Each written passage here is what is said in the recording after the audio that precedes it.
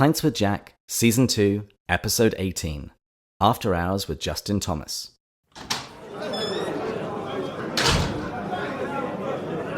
Hello, and welcome to another After Hours episode of Pints with Jack. This season we've been reading through The Great Divorce, and as regular listeners will know, while we've been reading through the chapters, I've been constantly referencing videos from The Great Divorce Project. It's a YouTube channel containing videos, short vignettes of different scenes from The Great Divorce. And listeners will know that my co-host Matt keeps forgetting to watch them in advance of our discussions. I'd want to know a little bit more about the genesis of The Great Divorce Project. So I reached out to the channel's owner, and a few weeks ago I began a correspondence with Justin Thomas. And so I invited him onto the show to talk with us about his involvement with The Great Divorce Project. Justin, welcome to Pints with Jack. Oh, thanks a lot, David. I'm glad to talk with you. Likewise. Now, at the start of each episode, we typically share a C.S. Lewis quotation and then cheers. So I thought an appropriate quotation this week would be this one from Mere Christianity. Lewis says, "Christianity was never intended to replace or supersede the ordinary human arts and sciences. It is rather a director, which will set them all to the right jobs, and a source of energy which will give them all new life, if only they put themselves at its disposal." And so, with that, cheers.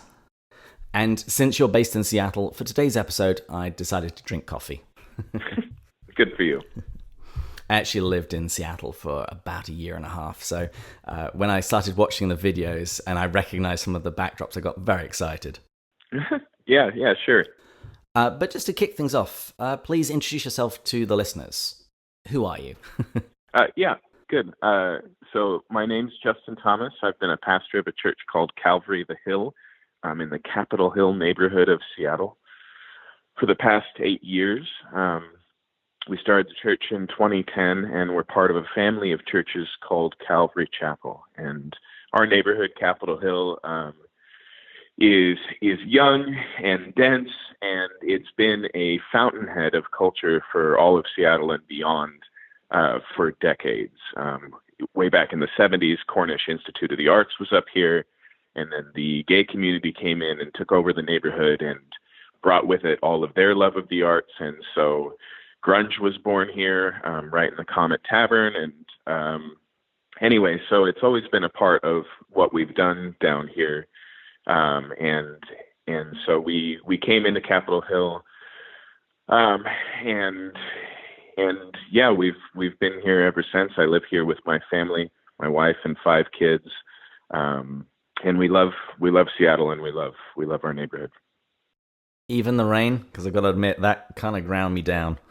To be honest, actually, yeah, I love our weather here, and I will say, like everyone else, the winters are hard. We're dark for months, and that's partially the rain, but I tried to live in Southern California and enjoy the sun and everything, and I hated it. I just longed to be back home. So I think there's something in the water here, and it's deep in my bloodstream now. Oh, that's good. I did roar with laughter when I was watching one of the videos, and this interviewer was going around the gray town, and it was Seattle. And it's like, this is my memory. Mm-hmm. I mean, don't get me wrong, the springtime and summer is gorgeous, but yeah, I still have a very deeply set memory of lots of grayness and rain. Yeah, absolutely. The funny thing about that particular video is all of those interviews in the beginning of it are with actual neighbors of ours, people who live in the city. And so it's funny how they kind of navigate the reality of those conversations, but feeling that balance between the gray town that we're identifying and the gray town they live in is good. Mm-hmm. And what about you personally? What was your relationship with C.S. Lewis? Did he have a part to play in your Christian journey? Yeah, absolutely. I grew up in a big Baptist church, and the objective side of Christianity I was well acquainted with. I identified as a Christian, but the subjective reality that I was a sinner in need of saving, that didn't really sink in until I was in high school. And about that time, I started reading Mere Christianity for the first time. And then since then have read C.S. Lewis extensively. In fact, it's still pretty common for me in conversation to say something and think to myself, wow, that was a really insightful thing to say. And then a few months later, reread something in Lewis and discover that I'd just taken it from him. So yeah, there's been many parts of that. My son, my second-born son, his name is Ransom for the Space Trilogy. Nice. That's hardcore. So yeah, C.S. Lewis has played a big part in my life. So then, where did the Great Divorce Project come from? How did it become associated with your church, and what was the involvement? Yeah, so kind of the actual story is a few years before we actually started on the project, I had seen a dramatized version of The Great Divorce at a small theater here in Seattle called the Taproot Theater. And it was the type of theater that was very small in the stage. It was a theater in the round, very little in terms of set dressing, not very high budget. And so it puts a lot of weight on the actors to really carry the value of the show. And I was struck by how impactful it was when the conversations were so physical and so tangible, because that's the majority of The Great Divorce is not descriptions or plot, it's conversations. Mm-hmm. And so seeing them live and being so moved by them, and then listening to conversations we overheard of people who were also watching afterwards, I just really appreciated the value of it. And so initially we were hoping to do our own stage production. I tracked down the script that they had made use of, which was put together by a small theater in New York City. And we kind of worked on that for a while, and it just didn't pan out. And so we kept thinking about it, and then I realized that all of my favorite parts were these vignettes that were once again focused on the significant conversations. You know, the parallels in each one is it's a resident of heaven and a resident of a hell having a conversation, and basically eventually that diluted down to just the 7 that we ended up utilizing for the Great Divorce Project. We had started a relationship with an organization called Artist Reformation. We'd done a project with them in the past where we'd had local musicians kind of get familiar with one of the minor prophets in the Old Testament, and then write, record, and come into our church and perform a song that reflected the mood and the message of the prophet. And Artist Reformation had just been a great assistant in that. So I sat down with Ruben, their director, and kind of we talked out the Great Divorce, and we ended up deciding on film because there's a large group of filmmakers in the Seattle area. And we realized that by working with multiple filmmakers, we could get some diversity out of the project. And so basically what we did at that point was we took the 7 vignettes, we titled all of them in advance. We raised just a little bit of funds, just enough to say to a filmmaker, we know the cost you're putting into this and we want to bear the load. Mm-hmm. And then we just started shopping around looking for filmmakers, and we basically left them the creative freedom to follow the script, as it were, or to do something completely different. And it's fascinating, actually, how different the films are. Yeah. I mean, one of them is a horror film, which in some ways is my favorite, even though it's really intense. And others are very strict adaptations, which I also find to be, once again, really effective and moving. So yeah, that's how it came to be. That's really cool. So do you see this as something of the charism of your church? Part of its mission is to engage the arts. Yeah, and it's something that has ebbed and flowed. One of the things about being part of a church in the central part of Seattle right now, and especially in our neighborhood, Capitol Hill, is there's a good deal of transience and mobility. Mm-hmm. And so we're a small church, less than 100 people, but we probably see half of our church move on every couple of years and be replenished with new people. And so sometimes we're full of artists, and sometimes it waxes and wanes. And so it's something we've tried to keep up, but it does have a seasonal element to it. And the thing is, and C.S. Lewis knew this, he says somewhere that the space trilogy was basically the abolition of man put together creatively.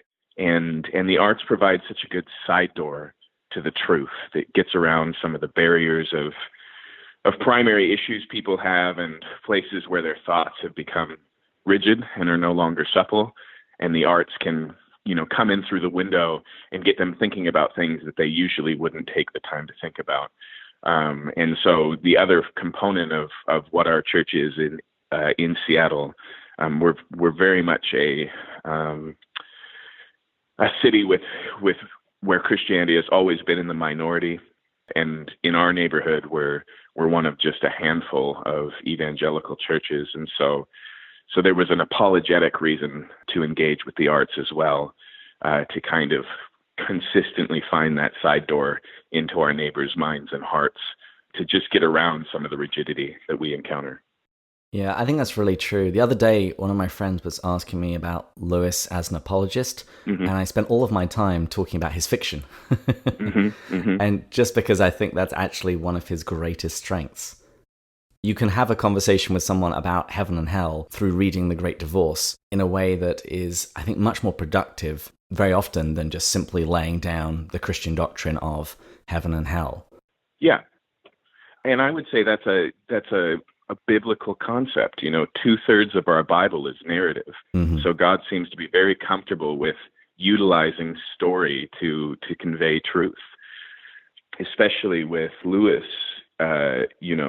His not just lucidity and clarity, but his ability to craft an image.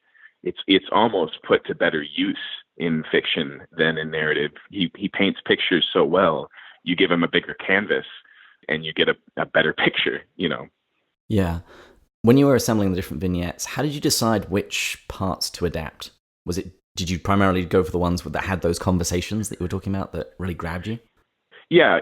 It was basically two things. We were looking for vignettes that were based around a conversation. So there's a couple of more allegorical, observational happenings that the main character just sees, like the woman in the waterfall, or the old woman who's never had any kids but has all of these children. Instead, we focused on the ones that were primarily a dialogue between a resident of heaven and a resident of hell. And you mentioned earlier how apologetically this works. And one of the things that I love about it is that the question that Lewis forces over and over again is not what will send you to hell. It's what will you choose over heaven. And so these 7 conversations all have that kind of thing where, it's basically a citizen of heaven trying to convince a citizen of hell to come to heaven, and the citizen of hell balking and saying, no, I have something better. And it's just such a surreal thing. And so yeah, we focused on those 7, and then also we really wanted ones that you could title clearly and provocatively, and so the self-loving mother, or even the artists in our community, that's a little bit self-referential for us, and so we really didn't have much left on the editing floor, though. These are really the 7 centerpiece vignettes of the story. Out of those, just from Lewis's own writing, which is the conversation you find yourself coming back to again and again when you think about The Great Divorce?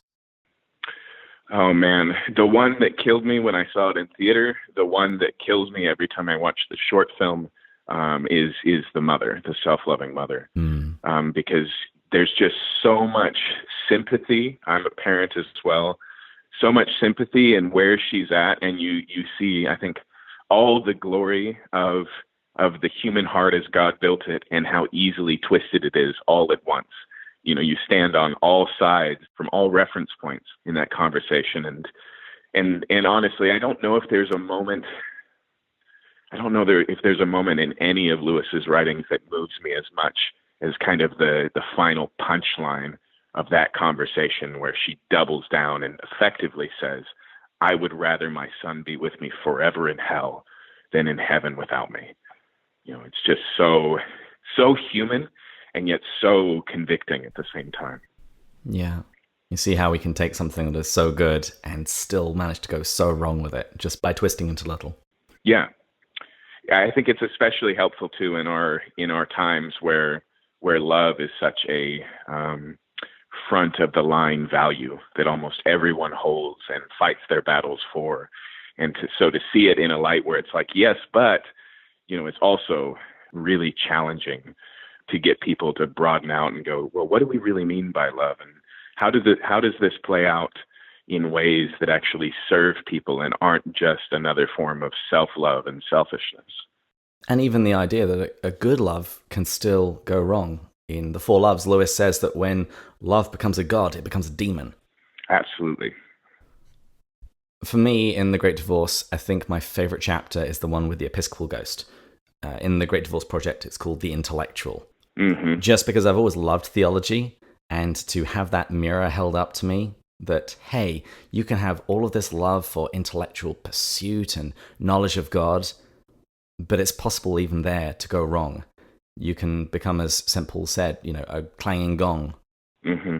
And I did really like that episode as well, because that's the Seattle monorail, right? That's right. Yeah, it is. Yeah, it was funny. It's like, I've been there. Yeah, that's I don't know if I have a film in there that's not my favorite in one way or another. But I really like that one. There's something the filmmaker caught about that last moment where the heavenly friend gives up and walks away, which is so, honestly, as a pastor, it's so relatable, because it's full of grief and frustration and all of these things. But it's also, I think, maybe the most self-referential for Lewis, where, he spends so much of his time there. I would imagine he's writing from his own experience and his own weaknesses and propensities as well. The thing I find tragic about that scene is the bright spirit is trying to find something on which to build. Mm-hmm. To be able to see that pursuit of truth is seeking something, truth, or the desire to be happy, or even just trust in his friend. And really he sees that there's nothing left. Yeah, it's all journey and no destination. Yeah. And as he says in the book, you can't travel hopefully if you know that you're never going to arrive. Yeah. One of the other videos I wanted to ask you about was The Artist. Because that's in my probably top 5 interactions. Mm-hmm. Where was that filmed? Yeah, so one of the nice things about Seattle is within an hour drive is beauty in basically every direction. So we have the San Juan Islands, we have Mount Rainier, we have the vast expanse of Canada. It's all available to us. That is in the Snoqualmie Pass, so it's in the Cascades, the same mountain range that Mount Rainier is in, but closer to Seattle. And he just caught just the right timing. It's a beautiful spring day on the filming, and so the flowers are in bloom. They hiked Osgood, the filmmaker. He was telling me that they hiked basically all the way up that summit in the rain, not sure the weather was going to break for filming or not. And then it just, the whole day bloomed in front of them and they got what they needed. So what you're saying is they ascended from a rainy grey town up a mountain. This sounds very familiar. Yeah, well, you're right. It's just a good context. And boy, it's amazing how the setting really, really makes that particular film. And Ozzy was always frustrated with me because we could never seem to get a projector that really conveyed the quality and color correction that he put into the film. It's just so, that one is more rewarding to see with good gear in a high res than all the other ones. And it's amazing how much that shifts the significance of the conversation. Particularly his invitation to, seeing comes first. Mm-hmm. And even the extended cut at the end when he's just looking at the scenery and just soaking it all in. Yeah. Your point about the showing, that leads me on to my next question. When each of these were recorded, how did you show them? Were they shown at your church? Was there a film festival? How did that work? Yeah, we did. Two things in particular, and we still, even now, have a third one in the queue. So the first thing we did, there's a long-standing institution in our neighborhood known as the Northwest Film Forum, and it's basically a school and theater and community center for the film community here. It's just a few blocks from where we meet for church, and so we rented out both of their theaters, which is still only about 300 seats in total. And we invited all of our community and the filmmakers to come to a showing of all the films together with a dialogue with the filmmakers to follow. And so that was kind of our frontline event. And then we utilized that event to invite people to the next 7 Sundays at church. And each Sunday we took one of the films, and then I taught on a hard saying of Jesus that corresponded with each character. So for the moralist, we looked at the rich young ruler who, says with full confidence, all of these things, all of the law I've kept since I was a youth, Mm-hmm. And so every Sunday we'd show a film, the filmmaker would introduce it. We'd have a little Q&A with him, and then I'd teach on a corresponding passage. And so we did that for 7 weeks. And then the films still are kind of reverberating around the World Wide Web, and things still pop up. And there's a C.S. Lewis festival in New York, which I think, like most of them, I think is called Inklings. Yeah, it's funny, for such a creative genius as Lewis, all of his followers aren't very creative in the naming of their groups. No, not at all. So anyways, we're docked to have a showing with them, I think next festival, which is fall of this year. Oh, wonderful. My co-host, Matt, he actually lives in New York, so I'll make sure he goes. Oh, great. Yeah, he'll finally get a chance to see them. Yes. All of those sermons that you gave on each of those topics, are they all on your website? Mm-hmm. Yeah, so there's a page where all of our sermons are, and in the archives now is The Great Divorce Project, What Would You Choose Over Heaven is the title of the series, and they all exist there. Excellent. I'll make sure they're all linked in the show notes. As we start drawing to a close, how did this whole process change your reading of The Great Divorce? Did you see things that you didn't see before? Did your perspective shift at all? Yeah, I would say so, especially with the short film called Some, which is the horror film of the group and is the most unrigid adaptation. I think inspired by would be more appropriate, and he toys with quite a few ideas in that, but by utilizing just the intensity of I don't even know what to call it. I mean, it's effectively kidnapping and potential abuse and all these things, but by harnessing that and kind of pulling a Nathan from the Old Testament when he confronts David and saying, "You are the man," putting yourself in the shoes of the victim and realizing that you're actually the perpetrator, and seeing, the wages of sin is death with capital letters instead of, some of the smaller ways that we excuse, the little white sins of our life, and actually seeing how they play out and how scary they can really be. That was our most controversial film. It's the one that I had to give, trigger warnings before we watched. It was the one that some of my leaders, when they saw an early edit of it, pulled me aside and were like, "Are we really going to do this? Is this really what we want?" But it opened up, I'd call it a poignancy. It was really, but it's really a potency. That's a better way to put it, because poignancy sounds enjoyable. And I found that to be really potent. It was a very strong reflection on the significance of these things. And, I learned a long time ago that we have this bad impulse to read the Bible as if it's about those other bad people. Yeah. And not realize that we're always the characters. And it's the same with The Great Divorce. It's really easy to shake your head at the characters. And I found through this project, you can't escape how much it's you on the screen. there's something about it. And I think even when we've read The Great Divorce aloud around a table, just that embodiment really anchors that in a different way. And so that very much changed the way I engage with it. Is the full version of the horror movie vignette, is that available online? Because I don't remember seeing it in the channel. That's a good question. Yeah, I think we should probably upload it. For a while, we were keeping it offline, and it wasn't because of its content, but because he had other ambitions for the film. And when you're going to get into a film festival, they want premiere status, and so it can't really exist anywhere else. Mm-hmm. But I think he's at the end of that journey now, and so if it's not up there, I'll go ahead and upload it today. And like I said, it stands alone. If you ever went out to West Seattle, you'll still get some of those features of the city in it. But it is a very different film. Wow. You're welcome, Internet. I got a new video up there. Is there anything else that you'd like to say about the project before we wrap up?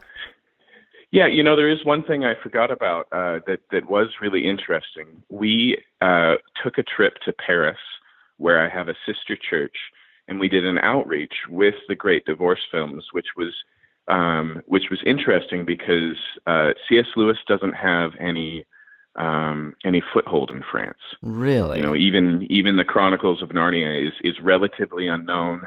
It has a very small Christian constituency to begin with, and so even the Christians in the church in Paris didn't really know C.S. Lewis. And what was really interesting was, on top of that, the films are very American, especially two of them, for example. The one about the gray town, is very much playing off of NPR and podcasts that just don't exist in France. And then the other film that we weren't sure how it would carry was The Moralist, which is very much about the rage of the internet and stuff, which I also associate with being tremendously American. And so we translated all the films, but there was this undone cultural translation that we weren't sure how it would impact. And so what was interesting is as we invited people in Paris to come to the showing and then had a conversation, it took a lot more work. We would watch the films together. We would take time for them to ask questions about the film. Then we would watch it again, and then we had the dialogue. And so there was always this upfront challenging lost in translation thing. But what struck me was by the time they understood the content, we had the exact same conversations on the other side of the Atlantic that we had here. The same conversations about self and about God and about these topics, the same observations and questions. It really, I think, spoke to the universality of not just the human condition, but even Lewis's ability to lay his finger on things that we already know to be true, whether we want to look them straight in the face or not. And so that was a really neat thing we got to do that very much broadened out the project for us. I think you're right. I think it speaks to something of Lewis's genius and his own statement that which isn't eternal is eternally out of date. Right. But yeah, I didn't know that about France. If we have any French listeners, please write to me. We need to get Lewis into France. A couple of years ago, I actually did some street evangelism near the Moulin Rouge, and yeah, it was eye-opening. For a country that was so close to my own, it was very, very different. Yeah, I think that's always been the way. The French and the British have always looked across the channel in confusion. Yes, this is the normal point in the episode where I start making derogatory remarks about France, because this is what we're trained to do as British children. But since I actually want to engage with France now and get them to read Lewis, I'm gonna just lay that off and say that we're neighbours. Yeah. Well, I'd just like to end this episode with encouraging all the listeners to go and watch the Great Divorce Project videos on YouTube. As always, there'll be links in the show notes. And Justin, thank you for taking the time to speak to us today. Oh, it's my pleasure. I've really enjoyed it. It's been neat to see other people find these things valuable. It's kind of like what C.S. Lewis says about friendship. Friendship happens when somebody else says, "Oh, really? I thought I was the only one." Yes. And if listeners have any feedback, they can contact us through restlesspilgrim.net, pintswithjack.com, and our Twitter and Instagram handle is @pintswithjack. And we'll be back with The Great Divorce next week, when we'll be going further up and further in. Cheers. Cheers.